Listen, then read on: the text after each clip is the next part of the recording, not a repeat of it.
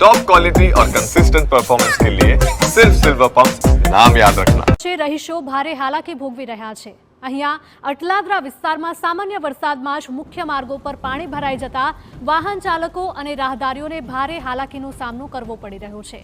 ખાસ કરીને two wheeler ચાલકોને સૌથી વધારે મુશ્કેલી પડી રહી છે। રસ્તા પર પાણી ભરાઈ જતા ટુ વ્હીલર પર થઈને પસાર થવું પણ જોખમી બન્યું છે।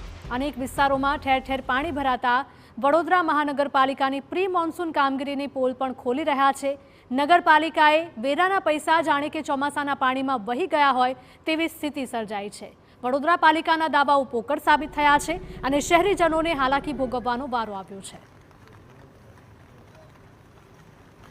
કોર્પોરેશને કાગળ પર રસ્તા બનાવેલા અને પણ પરિસ્થિતિ તો એની એ જ છે, કંઈ ફરક જ નથી। તમે રોડ પર જાઓ એટલે પાણી જ ભરેલું હશે, ઠેર ઠેર અટલાદરા વિસ્તાર, કલાલી વિસ્તાર, ભીલ વિસ્તારમાં પાણી જ ભરેલું હશે, બીજું કંઈ દેખાય જ નહીં તમને। એટલે અહીંયા સ્કૂલો આવેલી છે, દવાખાના છે, પોલીસ સ્ટેશન છે, અને કોઈને ઇમરજન્સીમાં જવું હોય તો સમજે તમારે ઇમરજન્સી 15 મિનિટમાં ક્યાં પહોંચવું હોય ને તમે ભૂલી જાઓ કે 15 મિનિટમાં પહોંચો, અડધો કલાક નીકળી જાય તમારે, એટલા ખાડા છે। અને દર ચોમાસામાં અહીંયા પાણી ભરાય છે। દર ચોમાસા થોડો વરસાદ પડે એટલે પાણીનો કોઈ નિકાલ નથી। પ્રી મોન્સૂન કામગીરી અહીંયા તળાવ પાસે અમને 6 કરોડનો કંઈ પ્રોજેક્ટ લાયા, એ બી એ લોકોનો અધૂરો પ્રી મોન્સૂન કામગીરીમાં પૂરો ના થઈ શક્યો।